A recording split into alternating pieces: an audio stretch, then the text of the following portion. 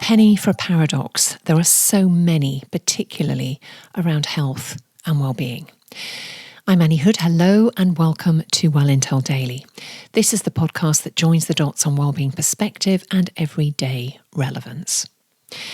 We haven't done a two-parter before, but today and tomorrow are just that.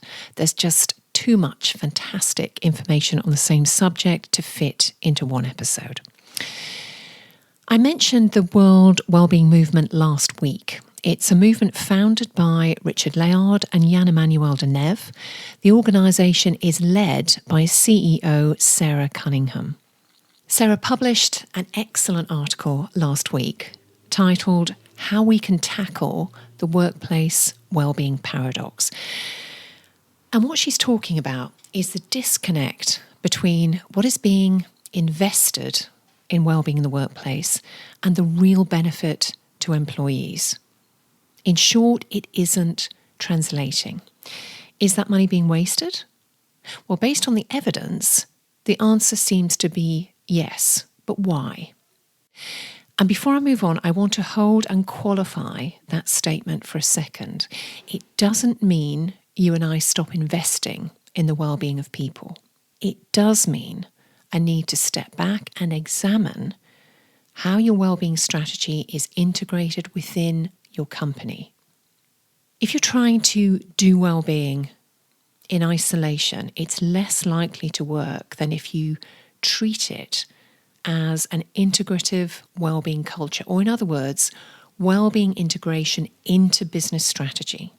That means joining the dots through every part of your business. And this isn't the only contradiction floating around, that so much is being spent on wellness services, but at the same time we have record numbers of people overweight and obese, along with high numbers of mental ill health across geography and society. It all tells a very similar story. Back in the world of workplace, Sarah shares a few more insights that tell us how much work there is still to do. The research company Gallup reports that workplace stress levels are higher than ever before. The McKinsey Health Institute indicates that employee burnout is at an all-time high. And Deloitte tell us that the cost of mental health-related absences to UK employers alone is around 56 billion a year. So in short, the answer to tackle the workplace wellbeing paradox is an integrated wellbeing culture into business strategy. Of course, there's more to it. And tomorrow, I'll go into more of the how and why. Do share, follow, and review. And of course, be well.